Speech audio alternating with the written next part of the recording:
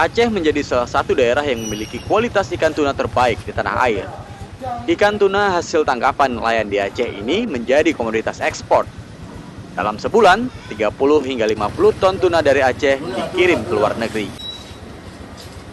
Ikan tuna hasil tangkapan nelayan Aceh kini diekspor ke sejumlah negara seperti Malaysia, Singapura, dan Jepang. Sebelum dikirim ke negara tujuan, ikan tuna kualitas ekspor ini dibersihkan di pengolahan ikan tuna di kawasan pelabuhan Lampulo, Banda Aceh. Ikan dibersihkan dan dibelah untuk dipisahkan dari tulang. Proses pemisahan daging dan tulang ini dilakukan oleh tenaga terampil untuk menjamin kebersihan dan kehigienisan produk yang akan diekspor ke luar negeri. Para pekerja di pabrik pengolahan ikan tuna ini juga harus menggunakan pakaian dan sepatu khusus serta diwajibkan memakai masker dan penutup kepala. Hal ini untuk menjaga kualitas ikan agar tetap steril dan memenuhi salah satu standar ekspor. Daging ikan yang sudah dipisahkan dengan tulang selanjutnya dikemas dengan wadah plastik sebelum disimpan di dalam ruang pendingin.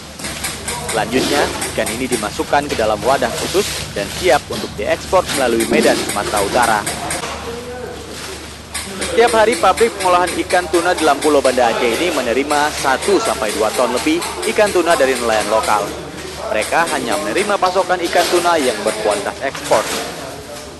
Para pekerja juga menyeleksi setiap ikan yang masuk sebelum menerima barang dari para nelayan lokal.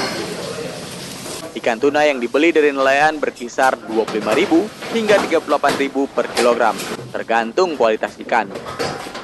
Semakin besar ikan, harganya semakin tinggi.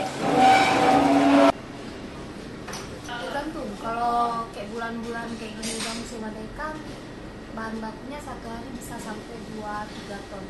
Itu bahan bakunya aja. Paling yang kualitasnya bagus ya, yang AA, AD. Kita pun makanya pas penerimaan ikan kan diceknya dulu dilihat dagingnya, kalau memang lokal kita.